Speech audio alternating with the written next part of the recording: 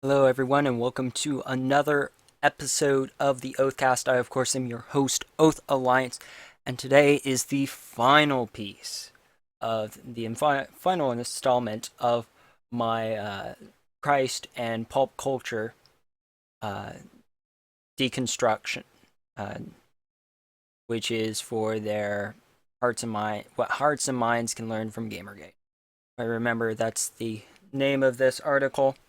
Anyways, I do have some things to say. First off, some of you might note that in my previous videos, I specifically mentioned Christina Hoff Summers, but I accidentally said Christina Hoffman Summers, because normally that's a last name. That was incorrect. It is Hoff. Just putting that out there to correct it. Secondly, I had a conversation. Actually, apparently, the author of this article went ahead and watched my videos because he contacted me on Twitter and he said, "This was too good. Thank you for making my week. Seriously, though, your outlook is all twisted up with broad cynicism." Oh, really? I'd suggest, I'd just suggest to you to prayerfully consider the fact that not everyone is conspiring. Yeah, but you are lying. And I'm only using the facts here, so they lead, I follow. Also, your presentation of opposing viewpoints lack grace. Wow.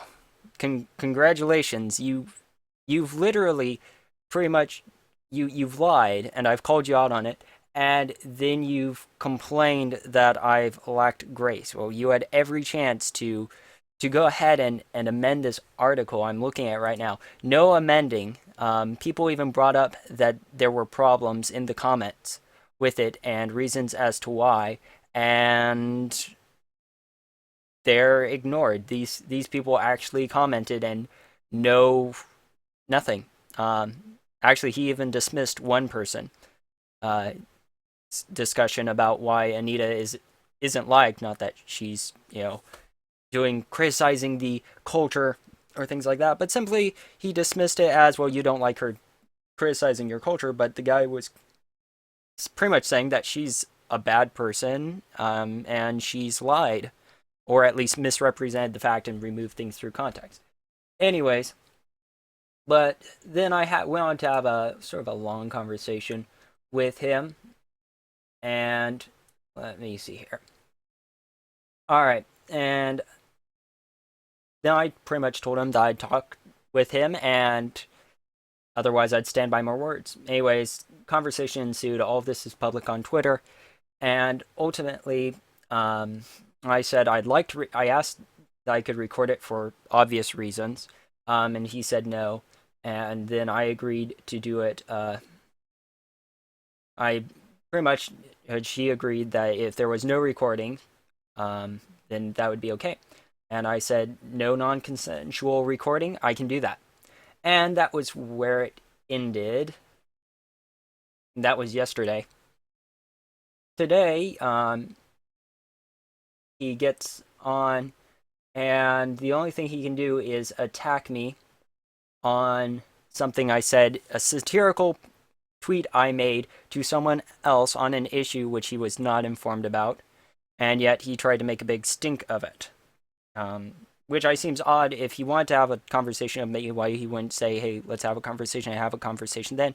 Instead, he decided to screen cap it and put out the amazingly fine tweet of Christians for Gamergate minimizing rape threats, and then with the hashtag game idolatry, which I don't even need to address. He's now going on this game idolatry thing.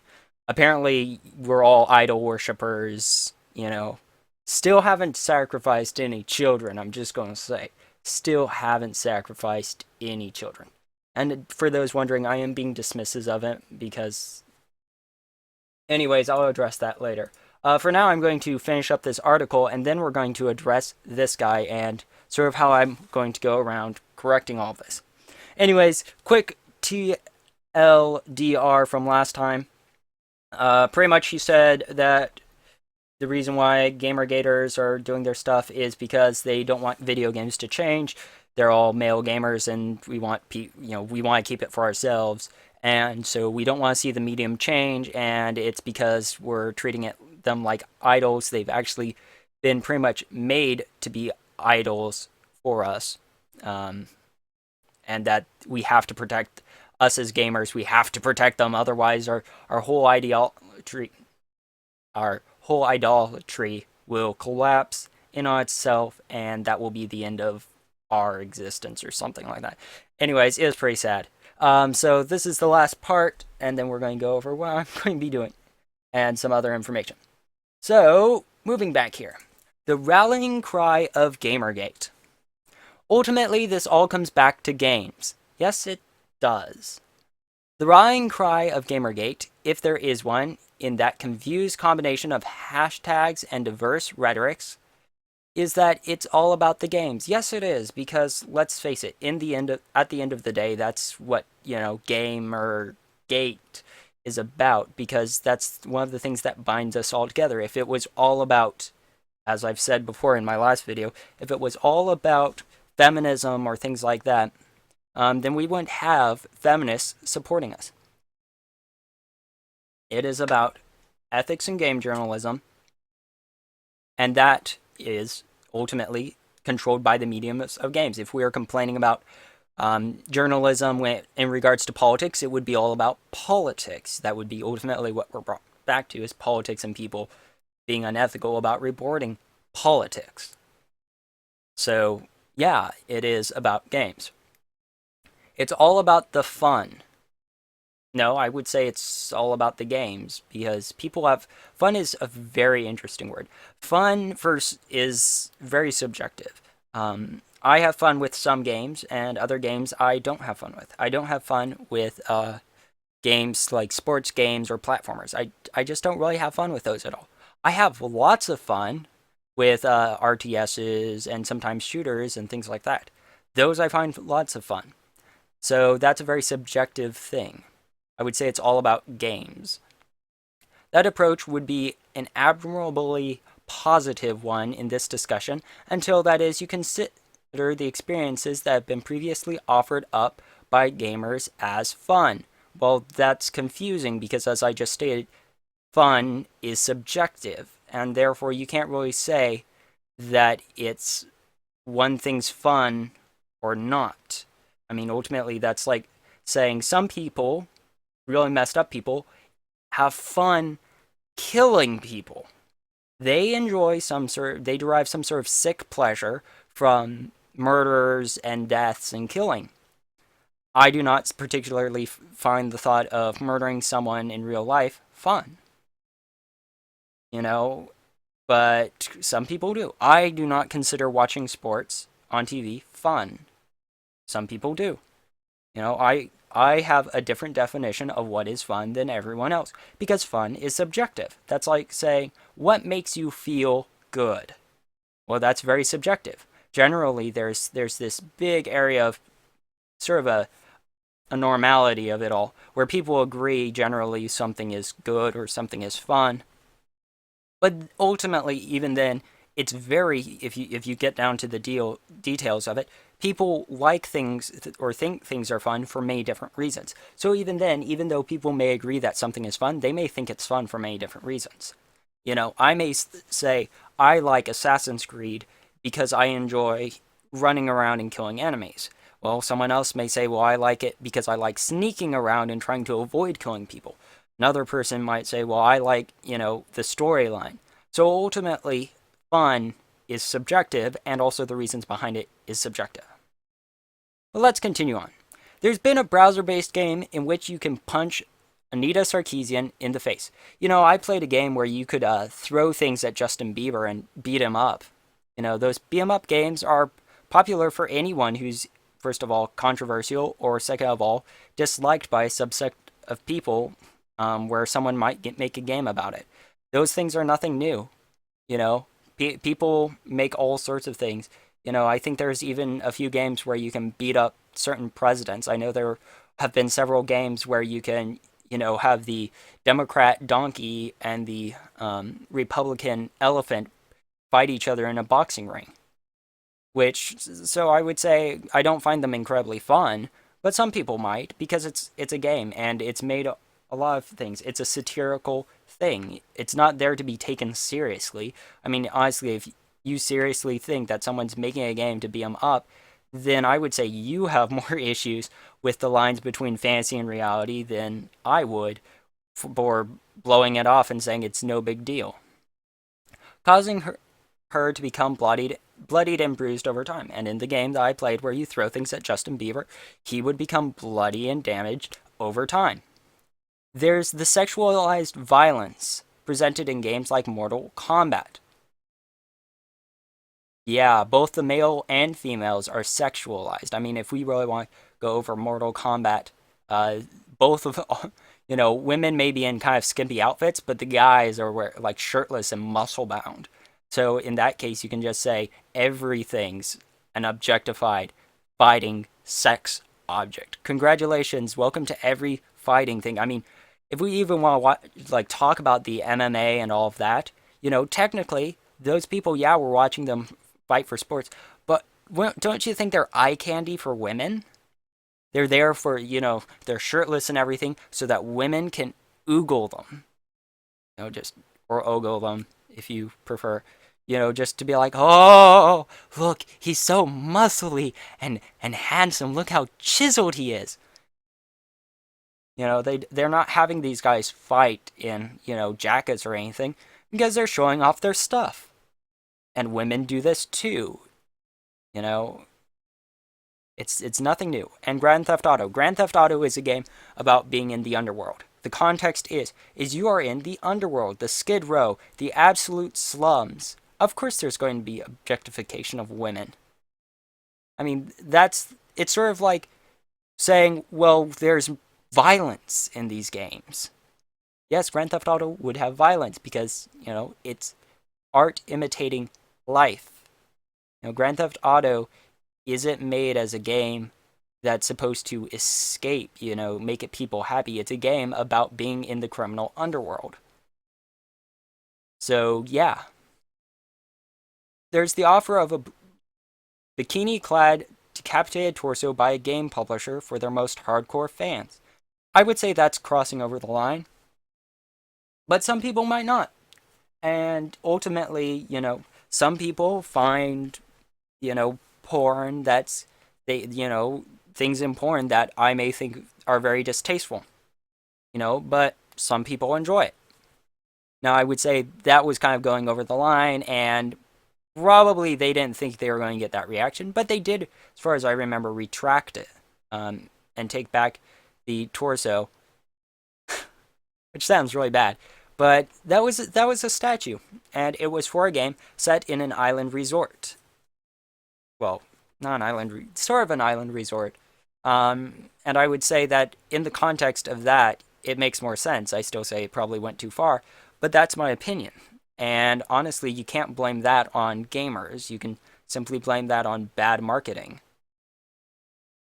Which was defended by gamers as readily as it was condemned. So some people didn't see an issue with it and thought people were being whiny babies, and some people saw an issue with it and they thought the other side was being stupid. So what? Just like anything else. I mean, I don't like it, but just because I don't like it doesn't mean no one else can have it. My views are not the law. My views are not, all that is.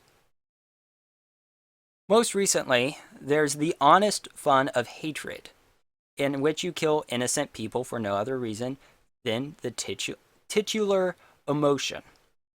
Now, I'm one of those people who, as much as I try to sometimes to play like the ultimately evil villain, I just can't get over killing everyone. I just don't find that enjoyable. Some people do. And you know what? Video games are not reality. And I would say that as soon as you try to moralize it by saying, if you play video games and you kill people, it is like you killing people in real life, I would say that's incorrect. First of all, there's no scientific reason to say it's the same thing, or you react the same way. Secondly, most people generally, if they would kill lots of people in video games, they would not kill people in real life. And even though I'd like to say, teach people that violence isn't real, because most people have this cloud sense of violence until you really get a taste of it, you really see it, you really get a handle of what's going on. Most people, you get this foggy sense. But I would say 90% probably of people who play violent video games do not feel the need to commit violence because of it.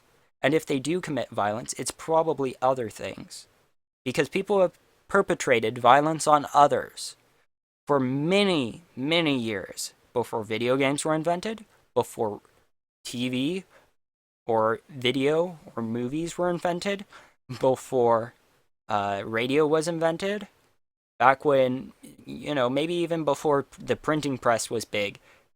People still perpetrated violence upon others.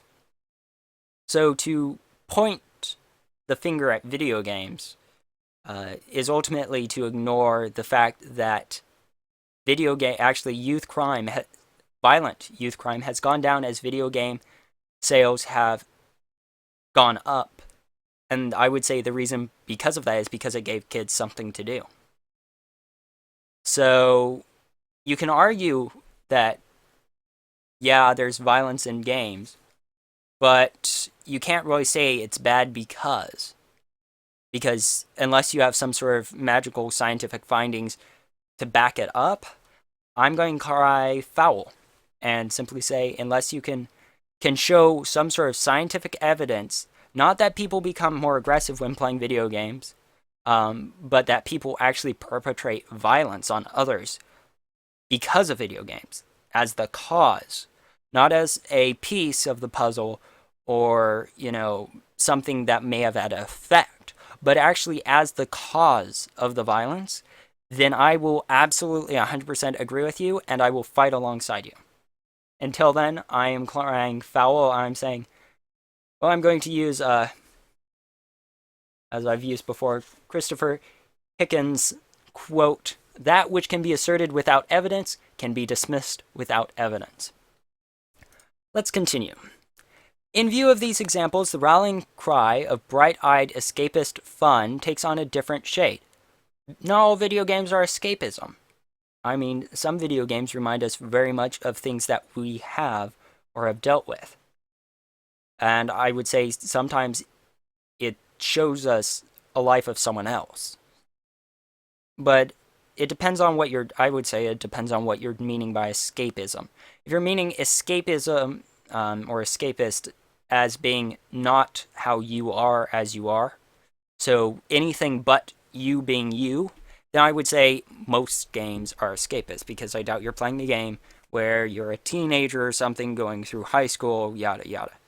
So I would say probably most, if not all, games are escapist. If you're saying escapist as it takes you away from any form of reality, I would say you probably will never find a game like that. Because, as I've stated before, and has been well stated before, art imitates life. You can escape certain parts of life, but you'll always fall into others. And video games have this very good thing of presenting real-life problems in a different way, of forcing you to live an experience of someone else and to go through something entirely different. And I would say that's actually a very, very good thing. Because it makes us more well-rounded, because we're able to, instead of having someone come out and say, well, you need to live it through this way, you get to experience it as part of a story and enjoy it. So, there you go. In view of, let's see, these gray areas grow darker every day. How so? Until we find ourselves sitting happily in the pitch black of night, yelling angrily at intruders who try and join us with lanterns and flashlights to keep out. What does that even mean? Because it seems like what you're saying is that ultimately the point of these people, of these people living in this reality who want to stay away from gender politics and things like that, things that aren't, first of all, proven, secondly, are really not the best things that I would ever say to purport because most of them are based upon victimization of certain groups, which is something I can't agree with. Um, you know, even then, video games have for a long time pushed people past their norms, pushed them into places that they have never been before and experiences that they've never had. So I would say this is a land of light, with people coming in wanting to snuff out certain kinds of lights that they don't agree with. People trying to work to force people away from certain like types of lighting. Like here in America, we've recently the ban on incandescent light bulbs, I believe, has just gone into effect to some. Even though there's no purpose or real reason, because the fluorescent lights are actually more dangerous because they have fluoride in them, which you have to dispose of a certain way. Otherwise, it releases a deadly gas, which can cause harm to people. Uh, Even then, we've got this ban, but there's no really good reason for it, and there's no amazingly good alternative. However, they're trying to push people in a certain direction, which is what I would say is incorrect, because ultimately the world will always slowly, as it can, move towards something better. I mean, most of the time you'll always hit areas where there's ultimately a failure, there's corruption, the entire system collapses. But I would say out of every collapse, there's ultimately a brighter future ahead because we learn from our mistakes. However, trying to push certain people into doing that by throwing off the world off of its natural rhythm and trying to force people into following what you believe is best for them, you create an authoritarian, totalitarian regime that destroys things.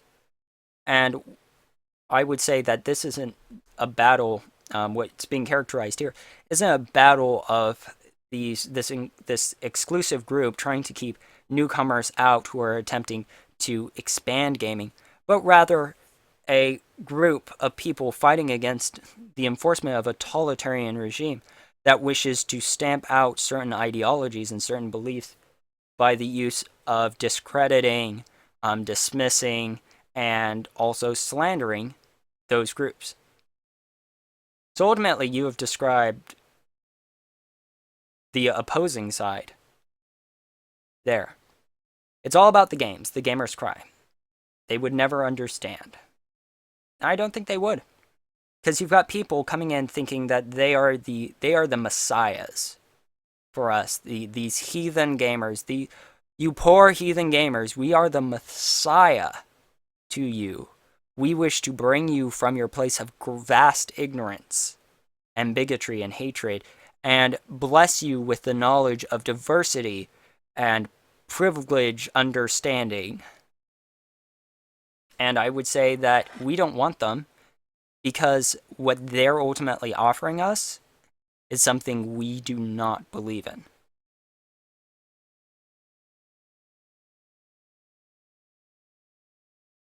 Anyway, so what I'm going to do, since I've finally finished all this article, is I'm going to pull what I can and find probably 3 to 4 things, at least, that I can pull off here that I have absolute factual proof that this article is incorrect on.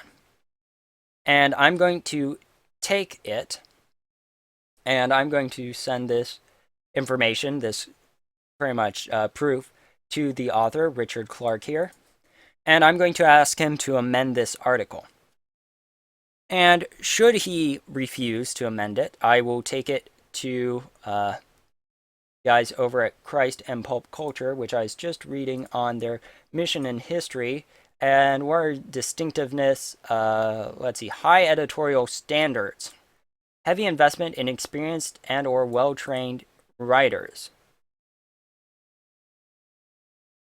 So I'm going to go ahead and send it here to the actual group itself and say, hey, your author is not willing to change his article because, and have whatever the response of him or the lack of response. Also, you'll notice that Richard here is managing editor of Game Church, which is a group that I've actually had the pleasure in meeting some of the members from when I went to Christian game developers conference back in, I think, 2013. Yeah, I believe 2013. So I actually got to see and talk to maybe Richard here himself. Um, and honestly, I didn't think, he is a bad guy or anything. Uh, so I'm going to give him a chance, and if not, I will go to Christ and pop culture. And if they won't do anything, then I'll go to Game Church and say, hey, your guy isn't willing to amend his article. He's got factual errors, lies, and mischaracterizations in there. Here's the proof. And if they say, meh, then I will make a video sort of denouncing all of them. Because if you don't want to speak the truth, then I'm definitely not going to support you at all. Alright, anyways, going back to things going on here. Let's see. Alright. I'm actually going to show you guys here. So, moving on, his responses to me. So, I hope you all remember that recently, yesterday, or in this video, the day before yesterday, the 27th, Brianna, video was released, an interview of Brianna Wu, in which she constantly stressed that she was a victim of rape threats. She even went as far as to say, I would like to remind your viewers that I am the victim of a crime. She also made it seem very much about her. She's been on numerous different shows. She's been on CNN, MSNBC, and HuffPost Live, as well as this show she was on. Because of that rape threat. She even did as much. She recently tweeted that she would be at a location here soon. Just so, even though she should, if she's in fear for her life, she shouldn't do that, because now whoever wants to kill you or murder you now knows where you're going to be, and if they really want to carry out that threat, then they can. Anyways, Margaret tweeted out, it'd be really cool to be anti-Gamergate right now. I could say anything I wanted, and people would say it was a joke. And, she's saying that in lieu of anti-Gamergate people, people critical of Gamergate, pretty much saying some pretty nasty stuff, which I have copies of, and that can be found on Twitter. And people saying, oh, it was a joke, like Sam Biddle saying, bring back bullying, and then his editor saying, oh, that was a joke. Anyways, but I then piped up and said, if you're a minority, you get someone, I accidentally put get twice, someone to send a rape threat and then go on a media tour. Which is, honestly, sort of what Brianna Wu did. I mean, someone did send her a death threat. I do not discount that. However, we don't know who it was or why they did, or anything like that. And we're still waiting on the results. I'm patiently waiting on the results of what the police find. But, however, ultimately, she did, in fact, get someone to send a rape threat, because she pretty much poked at the issue enough so that eventually someone sent her a death threat. Now, whether or not that was the result she wanted, I can't say. However, she got it. And then she went on a media tour. That's literally what she did. She was even talking about Milo and going on his show. She says she was running out the door to try and find a safe place while talking to him about coming on his show and talking. So honestly, she was already doing this media thing. So yes, she was going on a media tour. Richard comes out and says this comment is beyond the pale, which I think he meant beyond comparison, but whatever. Then I said, no, it's already happened. You can't deny that. After yesterday's woo-woo, it was also warranted. Also, welcome to satire. And he's like, yeah, I love satire that minimizes rape threats. Cool, man. Christ-like. I've got to ask, what's with this Christ-like thing that Christians like to throw out there? And I don't see the purpose in it. Whenever you come across someone's, something someone's doing, then you're like, oh, that's not Christ-like. Well, how about you prove it's not Christ-like, Anyways, ultimately another person pipes in, and I respond to that person saying, not fact-checking an article, so it slanders people. Christ-like? Question mark. Satire of someone's press tour? Not. Anyways, he goes on to complain about that, and then he posted a tweet with me. Let me actually pull it up here.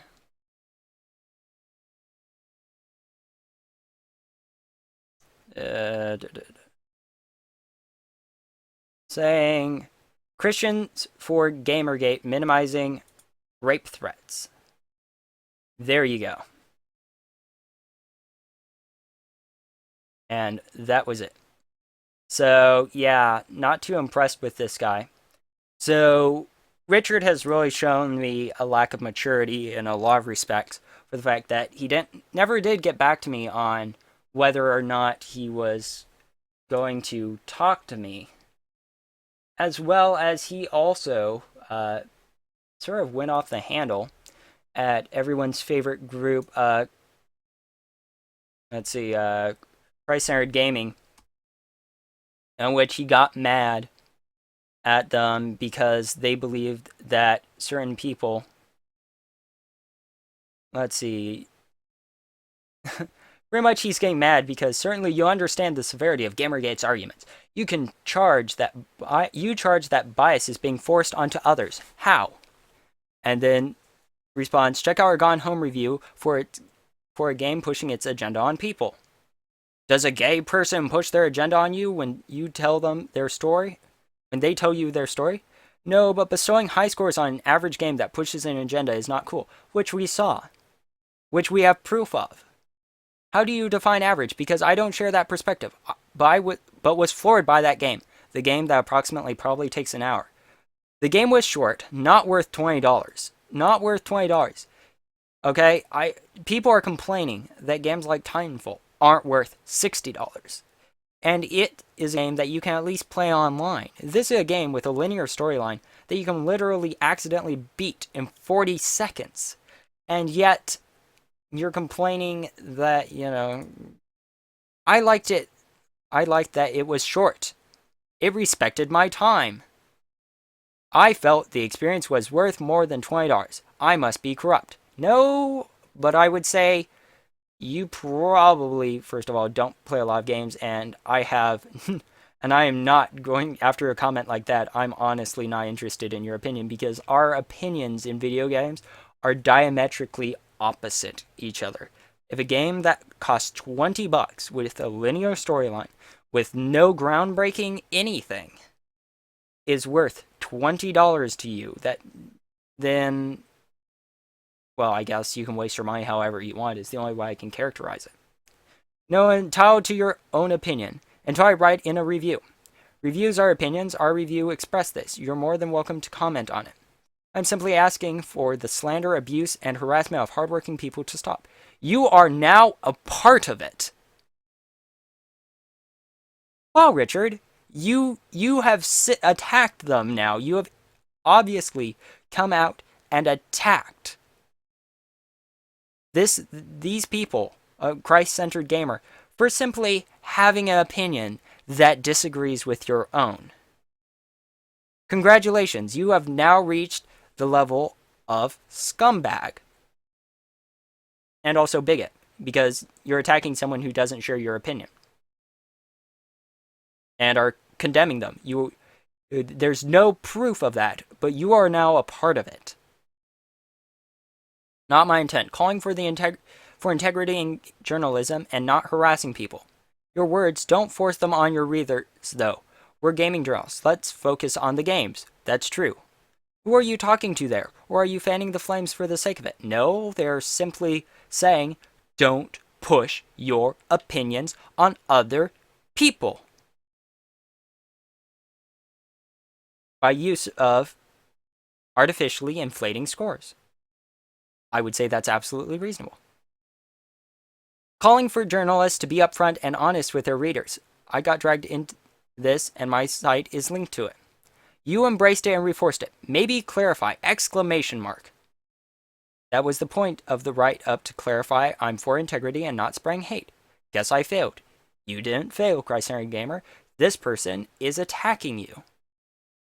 Anyways, I'm not here to condemn, but you did.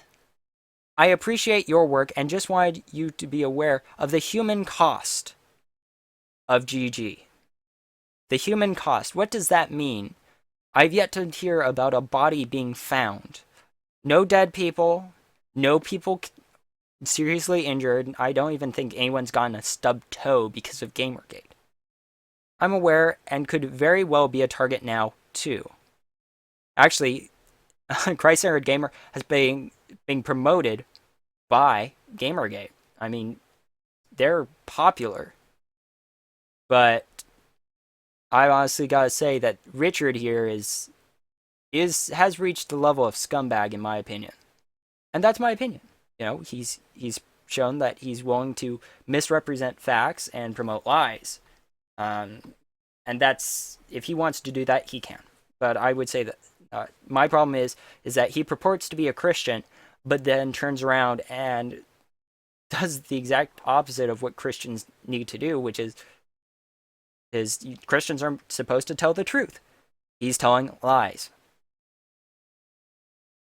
Anyways, as I've stated before, all of this is going to get saved. I'm going to send him a message, probably going to write that up either tonight or tomorrow. For you guys, it'll be yesterday or today. And I will send this to him, and we'll see if he reconciles his article. So far, there's been no edits made to the article, even though he watched my videos, which, honestly, I can say I'm not surprised. But I can say that that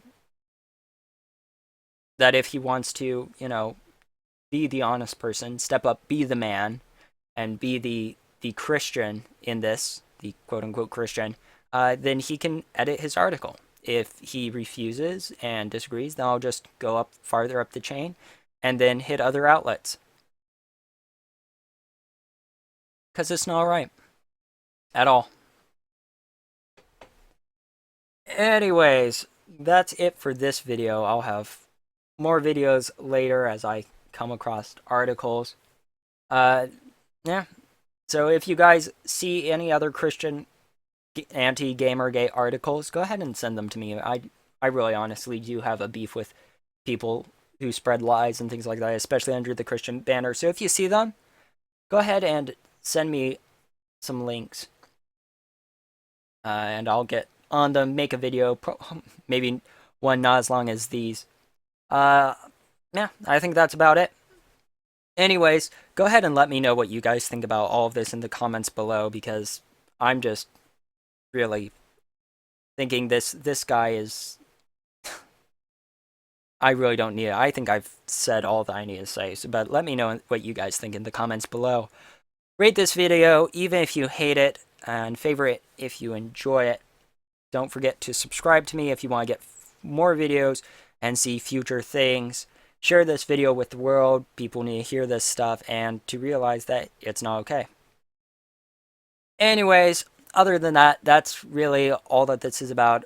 And, you know, I don't even know if I can pull up enough proof against him to do it, because the entire thing he bases it upon is a ambiguous thing, which is ultimately, it's my opinion versus, you know, things. He doesn't really have any facts. He simply complains that gamers are having issues with it. But I'll see what I can pull out of here. And hopefully I'll pull out enough to specifically attack the points. Other than that, it's really a mischaracterization of the movement / consumer revolt and his own personal beefs with it. Anyways, until next time, guys, this is the Oathcast. I am Oath Alliance. And all of you just go ahead and stay strong and game on. Y'all have a great day.